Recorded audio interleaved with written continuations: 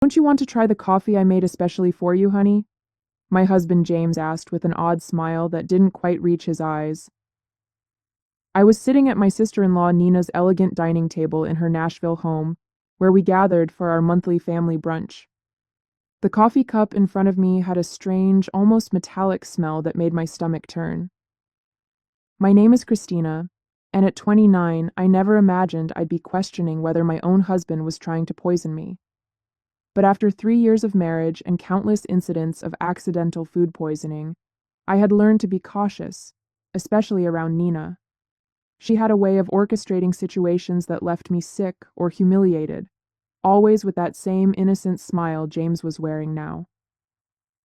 "How thoughtful of you," I replied, forcing a smile while my mind raced. The aroma wafting from the cup was unlike any coffee I'd smelled before. It reminded me of the time last month when I'd ended up in urgent care after drinking tea at Nina's house. The doctors couldn't explain my symptoms, and Nina had insisted she'd made the tea exactly the same way she made her own. Nina watched me intently from across the table, absently stirring her own untouched coffee. "James has become quite the barista lately," she said with a smirk. "He's been practicing different brewing methods just for you." The way she emphasized "for you" sent chills down my spine.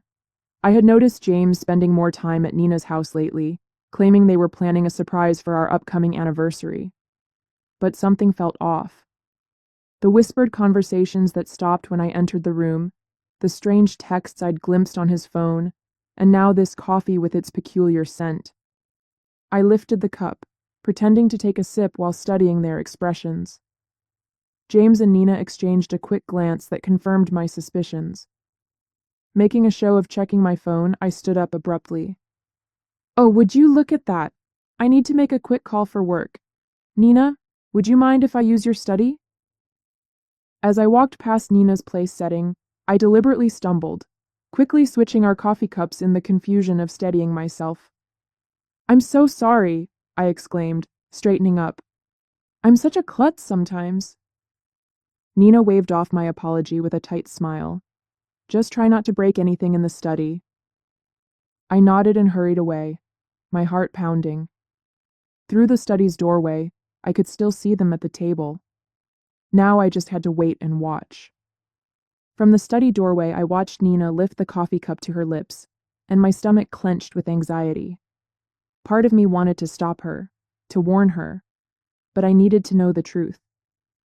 I'd spent too many nights in emergency rooms, too many hours doubled over in pain, always after sharing meals with them. It wasn't always like this. When I first met James at a friend's wedding in Nashville 3 years ago, he was charming and attentive. Nina had seemed welcoming too, inviting me to family gatherings and offering to help plan our wedding. But looking back, I should have noticed the red flags. The way she would accidentally spill things on my dress at important events, or how my food always seemed to have extra seasoning when she helped cook. The incident started small, an upset stomach here, a mild allergic reaction there. James always had an excuse ready. "Maybe it was something you ate earlier," or "you must be coming down with something." But the pattern was becoming clear. The worst was 2 months ago, when I ended up hospitalized after eating breakfast at their house. The doctors found traces of something in my system they couldn't identify, but James convinced everyone I must have taken some expired medication. I gripped the door frame, watching as Nina took another sip of the coffee. James was typing on his phone, seemingly unconcerned. My own untouched cup sat cold on the table where I'd left it. The metallic smell still lingered in my nose, making me shudder. A slight tremor in Nina's hand caught my attention. She set down the cup, her face suddenly pale. "James," she said, her voice shaking, "something's wrong." James looked up, his expression changing from confusion to horror as he realized which cup she was drinking from. He jumped up, knocking over his chair. "Nina, what's happening?" Nina's hands were trembling violently now. I feel..." She tried to stand but stumbled, grabbing the edge of the table for support. "James, what did you put in that coffee?" I stepped out of the study, my phone already recording. James was beside Nina now, his face ashen. "That wasn't supposed to be your cup," he whispered, but in the silence of the dining room, his words carried clearly. Nina's eyes widened with realization and fear. "Call an ambulance," she gasped, sliding to the floor. "Please, I can't." I dialed 911 immediately, my hands steady despite the chaos unfolding before me. Nina was on the floor now, her body racked with violent tremors. James knelt beside her, panic written across his face as he realized their plan had backfired spectacularly. "Emergency services? Yes, we need an ambulance at 1542 Maple Grove Drive," I said clearly, keeping my phone recording with my other hand. "My sister-in-law appears to be having a severe reaction to something in her coffee. She's conscious, but experiencing tremors." As I spoke to the dispatcher, Nina's eyes locked onto mine. The usual cold calculation in her gaze was replaced by raw fear. "Christina," she gasped, "you switched. You knew?" "Ma'am, the ambulance is on its way," the dispatcher assured me. "Please stay on the line." James was growing more frantic by the second. "Nina, what's happening? That wasn't supposed to. It wasn't meant for." "Shut up, James," Nina snapped through gritted teeth, her anger momentarily overcoming her distress. "This is all your fault. You said it would just make her sick enough to miss the board meeting next week. You promised it wouldn't be traced." My blood ran cold. The board meeting, where I was scheduled to present my proposal for a major client account, the same account Nina had been trying to land for months at our competing firms. Everything started clicking into place. "The tea last month," I said, my voice surprisingly steady. "And the breakfast incident 2 months ago. Those weren't accidents, were they?" Nina's face contorted with another wave of pain. "The tea, that was supposed to keep you home during the Johnson contract presentation. But you went anyway."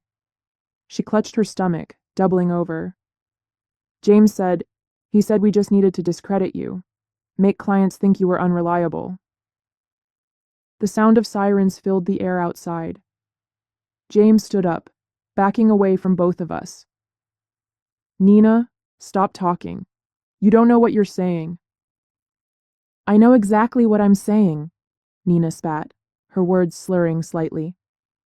"We've been planning this for months, ever since Christina started outperforming me at every client meeting. You were supposed to make sure she drank it today." The paramedics burst through the front door, and I quickly stepped aside to let them work. As they loaded Nina onto a stretcher, I stopped recording and sent the video to my private email, then to my lawyer. James stood frozen, watching as his carefully constructed plan crumbled around him. "I'll ride with her to the hospital," I told the paramedics, my voice firm. "After all, I need to make sure my sister-in-law gets the proper treatment." I met James's terrified gaze. "And I'm sure the doctors will be very interested in knowing exactly what was in that coffee." The emergency room at Nashville General Hospital was a flurry of activity as doctors rushed to treat Nina. I sat in the waiting room, my phone clutched in my hand, replaying the recording of Nina's confession. The tremors in her voice, the panic in her eyes, it was all the evidence I needed to prove this wasn't just paranoia on my part. "Family of Nina Anderson?" a nurse called out. I stood up, noting James's conspicuous absence. He'd mumbled something about parking the car 20 minutes ago and hadn't returned. "I'm her sister-in-law," I said, following the nurse through the double doors. "How is she?" "She's stabilized, but we found concerning levels of toxins in her system." The nurse's expression was grave. "The doctor would like to speak with you about some unusual findings in her blood work." Dr. Phillips, a tall woman with graying hair and sharp eyes, was waiting by Nina's room. "Mrs. Bennett, could you tell me exactly what happened before your sister-in-law became ill?" I took a deep breath, pulling out my phone. "I think you should listen to this first." I played the recording from brunch, watching the doctor's expression change from professional concern to alarm. "This is very serious," she said, making notes on her tablet. "The substance we found isn't something that accidentally ends up in coffee. We're looking at deliberate contamination. Just then, James appeared at the end of the hallway, his face pale and sweaty. He'd clearly overheard the doctor's words. "Christina," he started, taking a step toward me. "Let me explain."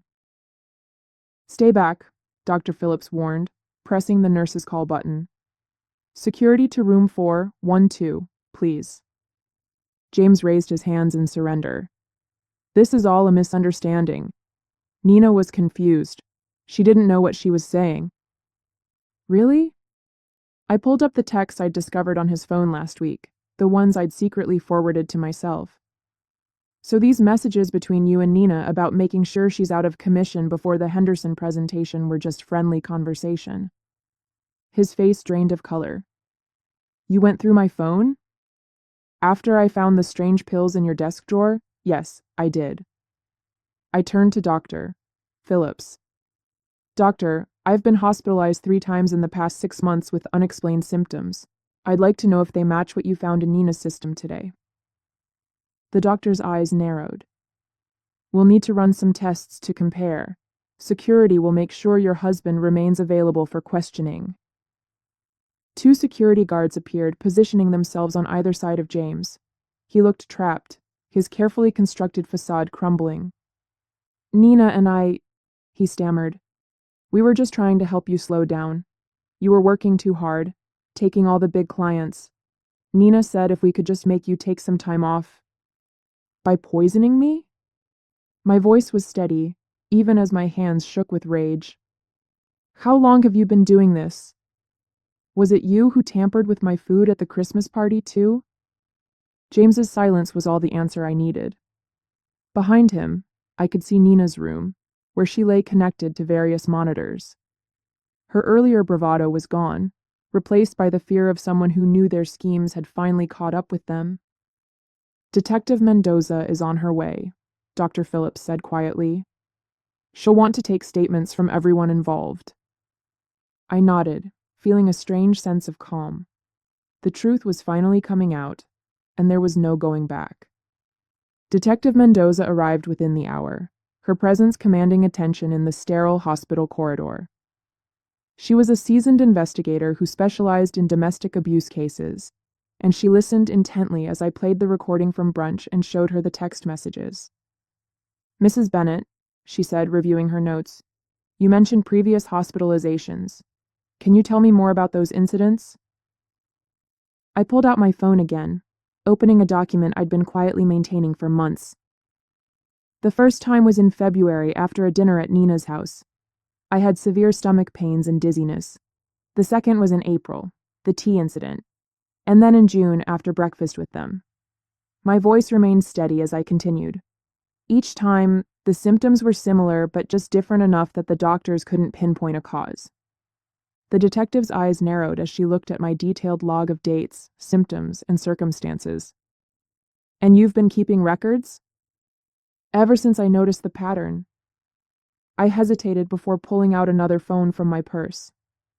"I also started carrying a backup phone with a different number. I used it to record conversations when I was around them. I have several where Nina and James discuss their plans, though they're careful not to be explicit."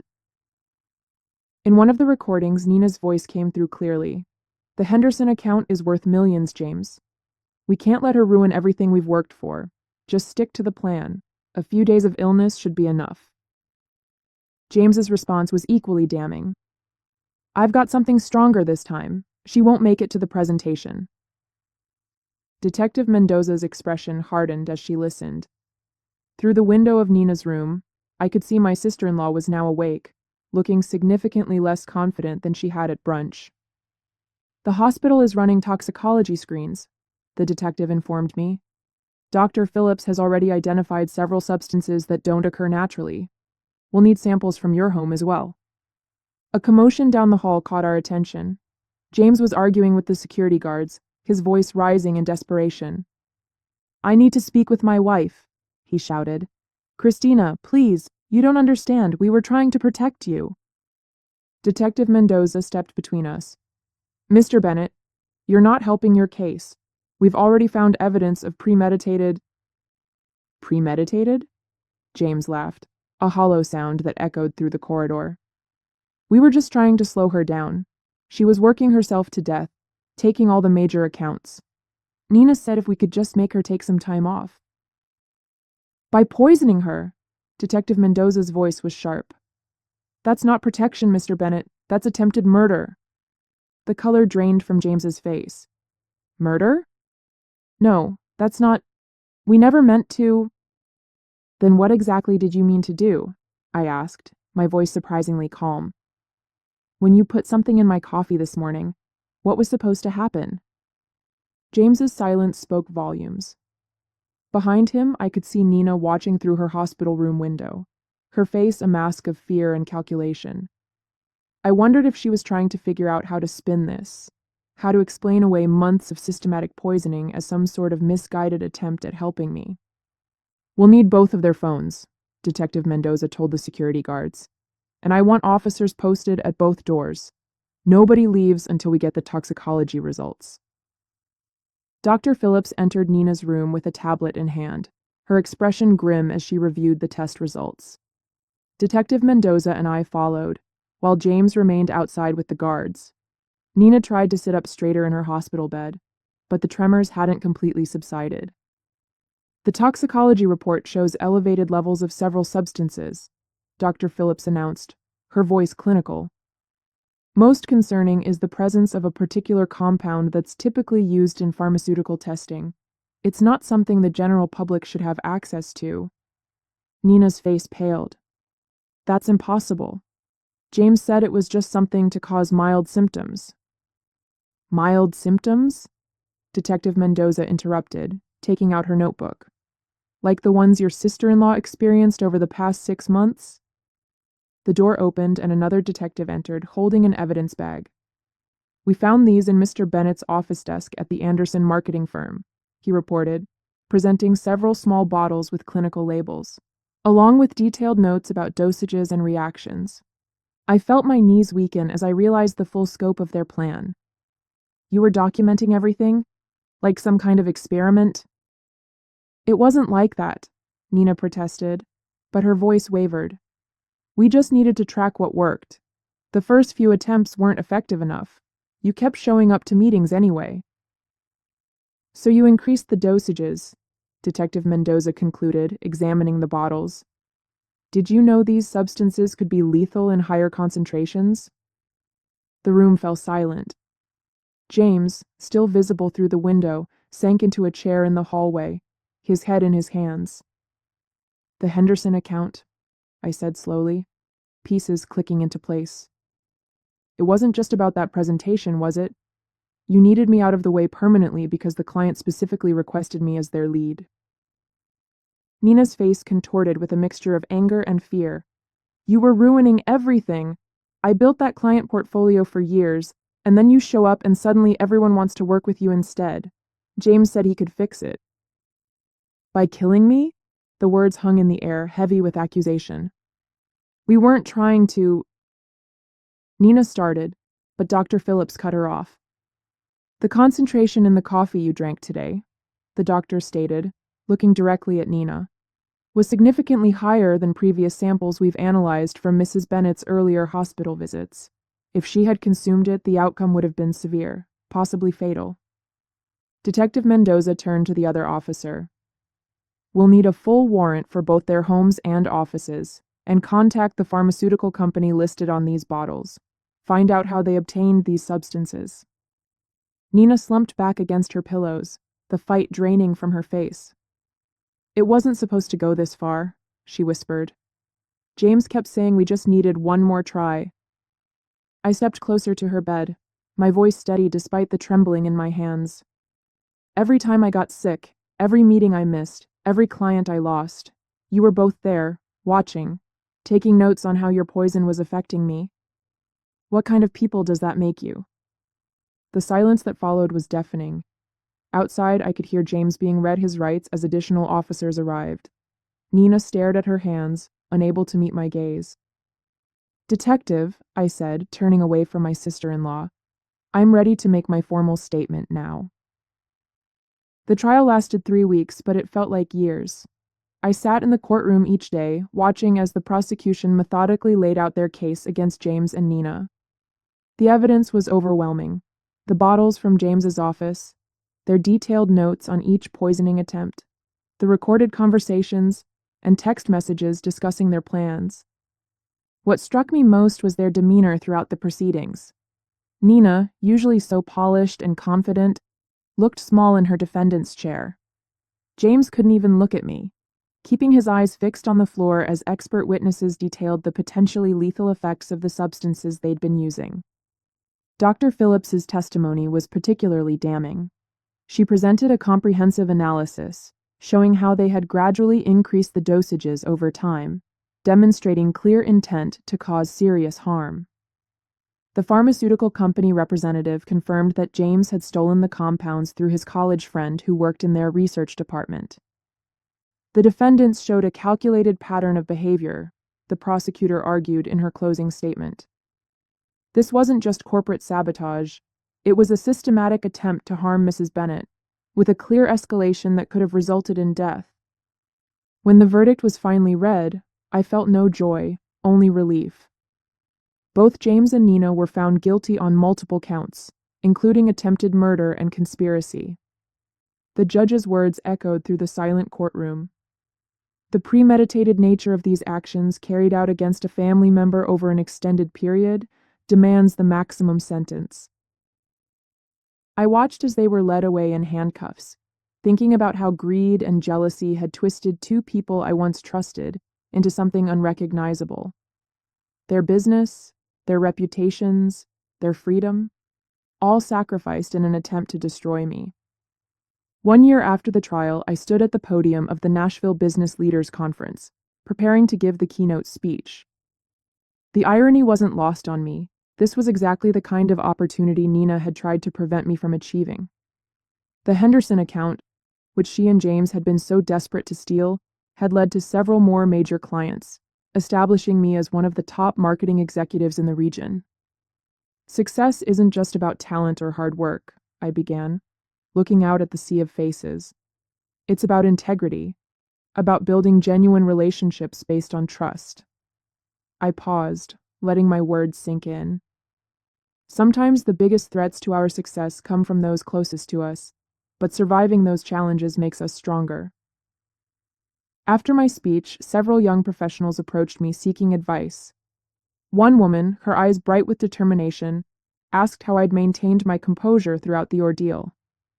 I focused on what I could control, I told her. I gathered evidence, trusted my instincts, and refused to let fear stop me from pursuing my goals. Later that evening, I received an email from the Henderson client, confirming they were renewing their contract for another 3 years. I smiled, thinking about how differently things might have turned out if I hadn't trusted my instincts that day at brunch.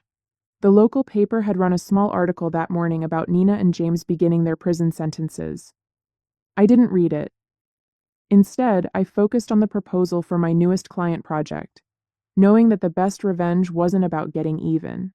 It was about moving forward and succeeding despite those who tried to hold you back.